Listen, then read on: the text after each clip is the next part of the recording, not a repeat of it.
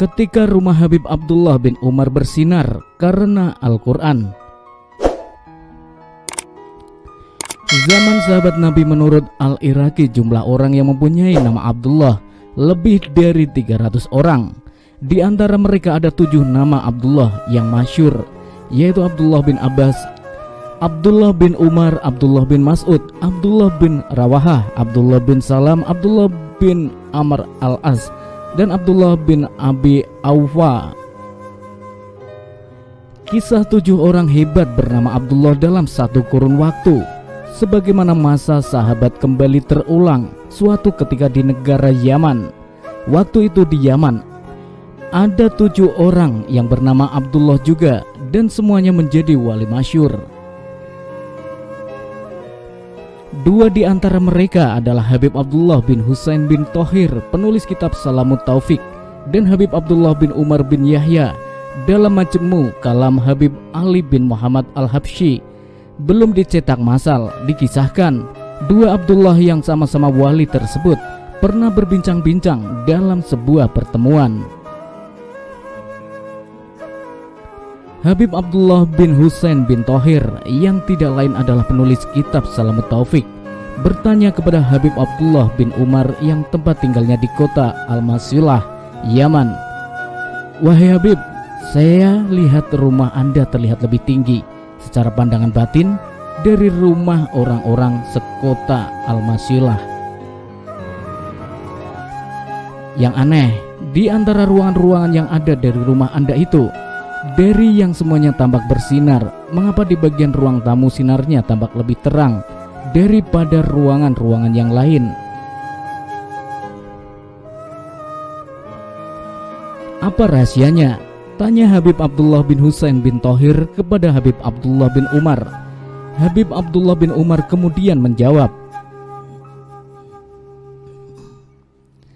"Begini, ya Syidi, sewaktu saya selesai membangun rumah, sebelum saya menempatinya, saya bacakan Al-Quran 1 kali khataman pada setiap ruangannya, yang semuanya aku selesaikan dalam keadaan berdiri sholat, kecuali bagian ruang tamu.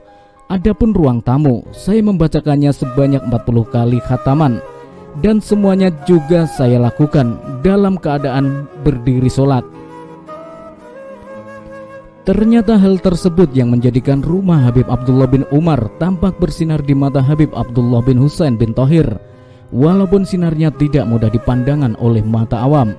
Keistimewaan itu tidak lain karena sebabiyah barokahnya bacaan Al-Quran. Pancaran cahaya rumah Habib Abdullah bin Umar tersebut tentu menambah deretan bukti kebenaran sabda Nabi Muhammad SAW. Artinya, rumah yang dibacakan Al-Quran dapat dilihat oleh para malaikat sebagaimana penduduk bumi melihat bintang-bintang di langit. Syu'abul Iman 1829. Oleh karena itu, kita perlu membiasakan diri melakukan sholat, berzikir, dan membaca Al-Quran di rumah. Rumah-rumah kita perlu diisi dengan kebaikan-kebaikan. Jangan semua kebaikan dilaksanakan di luar rumah, namun ketika masuk rumah hanya diisi nonton TV, membahas dunia, pertengkaran, dan lain sebagainya. Hal ini penting supaya rumah itu menjadi rumah yang hidup, rumah yang tidak pernah digunakan untuk sholat, zikir, membaca Al-Quran disamakan seperti kuburan, karena masing-masing dianggap sudah tidak ada aktivitasnya sama sekali. Dalam sebuah hadis yang diriwayatkan oleh Abu Hurairah radhiyallahu anhu, Rasulullah SAW bersabda,